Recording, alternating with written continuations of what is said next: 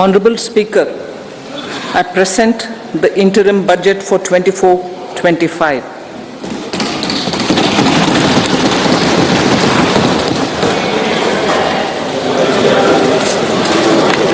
The Indian economy has witnessed profound positive transformation in the last 10 years.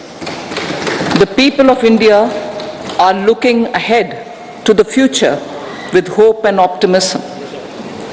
With the blessings of the people, when our government under the visionary and dynamic leadership of Honorable Prime Minister Shri Narendra Modi assumed office in 2014, the country was facing enormous challenges.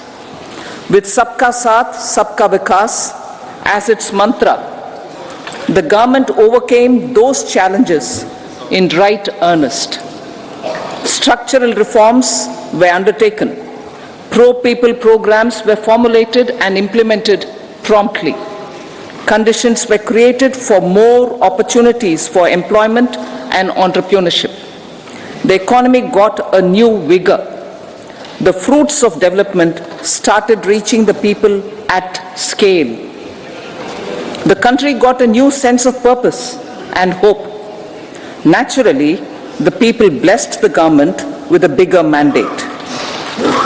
In the second term, our government under the leadership of Honorable Prime Minister doubled down on its responsibilities to build a prosperous country with comprehensive development of all people and all regions. Our government strengthened its mantra to Sabka Saath, सबका साथ, सबका विकास और सबका विश्वास। इस मंत्र के साथ हम आगे बढ़े। हमारा जो विकास था इसमें यह कहा गया कि हम सभी प्रकार से समावेश करेंगे, विशेष रूप से सामाजिक समावेश होगा और हम सभी देश के सभी लोगों के विकास की हम बात करेंगे और हम साथ ही साथ भौगोलिक रूप से समावेश करेंगे उन सभी क्षेत्रों के लोगों का जो उस देश के अलग अलग भागों में रह रहे हैं। जब हम राष्ट्र के विकास की बात करते हैं, सबका प्रयास की बात करते हैं, तो देश उन सभी चुनौतियों को आगे लेकर हम बढ़े। जब बहुत ही ज्यादा महामारी थी पूरे विश्व में, हमारे देश में, और हमने बहुत ही ज़्यादा इसमें बात की कि किस प्रकार से हम बात करें और इसका परिणाम यह हुआ। इसके परिणाम स्वरूप हमारा जो युवा देश है, हमारी बहुत ही ज़्यादा आकांक्षाएं हैं और हमने लोगों ने अपनी उम्मीद जो जगाई कि हम उच्चतम विकास के लिए हम बात करेंगे। हमारी सरकार ने यह देखा कि किस प्रकार से हम आगे बढ़ेंगे और हम बहुत ही अच्छे मतादेश के साथ देश की जनता ने हमें आगे बढ़ाया है। जहां तक समावेशी विकास का संबंध है और हम इसको देख रहे हैं कि किस प्रकार से जो विकास के कार्यक्रम है पिछले 10 वर्षों के दौरान, पहले यह था कि हम कराएं ग्रामीण विकास के जो कार्यक्रम थे पिछले 10 वर्षों के दौरान, अगर देखा जाए उसमें हमने प्रत्येक घर के अंतर्गत, चाहे सभी के लिए आवास की योजना हो, हर घर जल हो, या सभी के लिए बिजली हो, या सभी के लिए कुकिंग गैस हो, या सभी के लिए वित्तीय सेवाएं और बैंक अकाउंट खोलने की बात हो, हमने रिकॉर्ड टाइम में यह काम किया। जहां तक खाद्यान्न की चिंता का संबंध था, उसे हमने बिल्कुल दूर कर दिया और हमने 80 करोड़ लोगों के लिए मुफ्त, बिल्कुल निःशुल्क राशन उपलब्ध कराया है। और जो न्यूनतम समर्थन मूल्य है, जहां तक अन्नदाता के उत्पादन के लिए हमने इससे समय पर लगातार आवधिक रूप से बढ़ाया है और जो आवश्यक मूलभूत आवश्यकताएं हैं उसने वास्तव में ग्रामीण क्षेत्र में लोगों की आय को बढ़ाया है। जो आर्थिक आवश्यकताएं हैं उनको हम इस प्रकार से ठीक कर सके और हम ज्यादा से ज्यादा नौकरियों के अवसर उपलब्ध करा सके। सामाजिक न्याय, हमारी सरकार एक ऐसी दृष्टिकोण के साथ काम कर रहे हैं कि हम सर्वांगीण, सर्वस्पर्शी और सर्वसमावेशी विकास करें।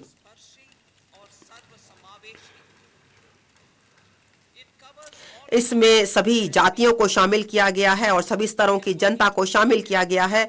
हम भारत को एक विकसित भारत बना लेंगे 2047 तक भारत एक विकसित राष्ट्र भारत बन जाएगा।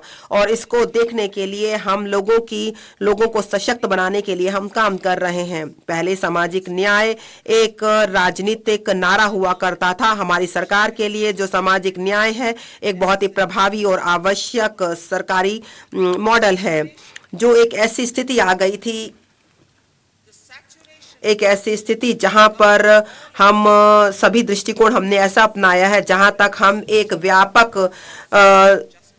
व्यापक उपलब्धियों के साथ सभी को सभी चीजें दें। देखिए, वैसे देखिए, धर्मनिरपेक्षवाद वास्तव में यह हमारी क्रियाओं में है। हमने भ्रष्टाचार को खत्म किया है और हमने साथ ही साथ भाई भतीजावाद को भी खत्म किया है। देखिए, इस समय हमारे यहाँ पर पारदर्शिता है और हम यह सुनिश्चित करते हैं कि सभी योग्य लोगों तक सभी लाभ पहुंचाए जाएं। और यह जो सभी अनुसंधान हैं उनको हम सभी लोगों में समान रूप से बांटते हैं।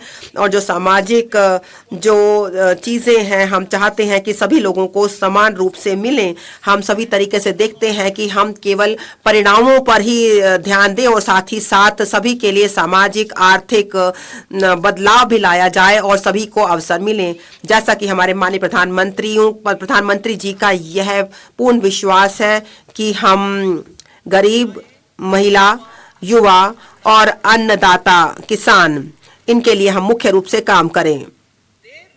इनकी जो आवश्यकताएं हैं, उनकी आकांक्षाएं हैं और उनका कल्याण हमारी सबसे ज्यादा प्राथमिकता है। जो देश तभी तरक्की करता है जब ये चारों तरक्की करते हैं। इन सभी के लिए सभी को सरकारी सहायता मिलनी चाहिए ताकि वे अपने जीवन को बेहतर बना सकें। उन्हें सशक्त किया जाना चाहिए और जब उनको सशक्त किया जाएगा तो हमारा देश और आगे बढ़ेगा। गरीब कल्याण, देश का कल्याण। हम गरीबों को सशक्त करने में विश्वास रखते हैं। पहला हमारा दृष्टिकोण यह था कि किस प्रकार से हम उनको चीजें देकर हम गरीबी को दूर करें। जब गरीब सशक्त बनता है और वह भागीदार बनता है सभी विकास गतिविधियों में, तब सरकार की जो शक्ति है वह आम जनता तक पहुंचती है। सबका साथ की जो हम बात कर रहे हैं, पिछले 10 वर्षों के दौरान तो सरकार ने 25 करोड़ लोगों को यह सभी सहायता दी है और हमने विविध प्रकार की गरीबी से उन्हें छुटकारा दिलाया है। हमारी सरकार के प्रयासों के कारण अब सभी जो ऊर्जा है और लोगों के सशक्त जो विकास है वह सब मिलकर आगे बढ़ रहा है और वास्तव में वह उनसे गरीबी से उन्मुक्त कर रही हैं। जहां तक सीधे लाभ ट्रांसफर की योजना है 34 लाख करोड़ की, वह भारत सरकार की प्रधानमंत्री जनधन अकाउंट के माध्यम से, उसकी वजह से 2.7 लाख करोड़ की सरकार की जो सेवाएं हैं, जो उसके बचते हैं, वह अभी तक आई हैं। और इसे हमने अभी तक इसमें देखा है कि किस प्रकार से जो पहले लीकेज हुआ करती थी इनमें वह रुक पाई हैं और जो हमारे पास बचत हुई है वह गरीब कल्याण के लिए ज्यादा से ज्यादा उनका उपयोग हो रहा है। प्रधानमंत्री स्वनिधि, इसने 78 लाख जो सड़क पर काम करने वाले वेंडर्स हैं उनको सहायता प्रदान की है, उनको पैसा दिया है। 78 लाख वेंडर्स में से 2.3 लाख को तीसरी बार हमने क्रेडिट दिया है, उधार दिया है, पैसा दिया है। जहां तक पीएम जनधन योजना, जो कि विशेष रूप से संवेदनशील जनजातीय समूह तक पूछना था, जो कि वास्तव में विकास से बहुत दूर अभी तक रहते हैं। प्रधानमंत्री विश्वकर्मा योजना, जो कि सहायता उपलब्ध कराती है हमारे कारीगरों को और जो 18 व्यवसायों में लगे हुए हैं। यह जो योजना है वह दिव्यांग और जो उभयलिंगी हैं उनको सशक्त करने की बात है। वह हमारी सरकार के हर काम में है कि हम किसी को पीछे छोड़ना नहीं चाहते। अन्नदाता का कल्याण, जो किसान है वह हमारे अन्नदाता है। हर वर्ष पीएम किसान सम्मान योजना के तहत प्रत्यक्ष वित्तीय सहायता दी जाती है 11.8 करोड़ किसानों को, जिसमें छोटे और मध्यस्थ किसान भी शामिल हैं। जहां तक फसल बीमा का संबंध है, वह 4 करोड़ किसानों को पीएम फसल बीमा योजना के तहत दी जाती है। यह जो है अन्य कार्यक्रमों के साथ साथ है जो कि अन्नदाता को सहायता प्रदान करते हैं ताकि वह देश के लिए और विश्व के लिए खाद्यान्न उत्पन्न करें। जहां तक इलेक्ट्रॉनिक नेशनल एग्रीकल्चर मार्केट है, उसमें भी 1361 जो मंडी हैं उनको समेकित किया गया है और 1.8 करोड़ किसानों को सेवाएं उपलब्ध कराई जा रही हैं और 3 लाख करोड़ से ज्यादा का व्यापार हो रहा है। जो क्षेत्र है जहां पर समावेशी और बहुत ही उच्च विकास होना चाहिए, उत्पादकता होनी चाहिए, इसे हम किसान उन्मुक्त योजनाएं बना रहे हैं, उन्हें आय की सहायता दे रहे हैं, उनको खतरा लेने की जो वह सक्षम हो सके, इनके लिए हम मूल्य और दूसरे समर्थन दे रहे हैं। अमृत पीढ़ी जो युवा हैं उनको सशक्त करना, हमारी समृद्धता तभी निर्भर करती है जब हम अपने युवाओं को सशक्त करें, उनको पूरी तरीके से सजग बनाएं। जो राष्ट्रीय शिक्षा नीति है 2020 वह अब बहुत ही बदलाव और सुधार के मोड़ में है।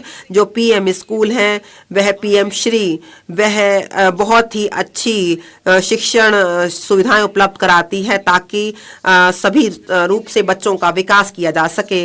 जो स्किल इंडिया मिशन है जिसमें 4 करोड़ युवाओं को हमने अभी तक प्रशिक्षित किया है और हमने उन्हें और शिक्षित किया है 54 लाख युवाओं को और 3000 नए ITI हमने खोले हैं।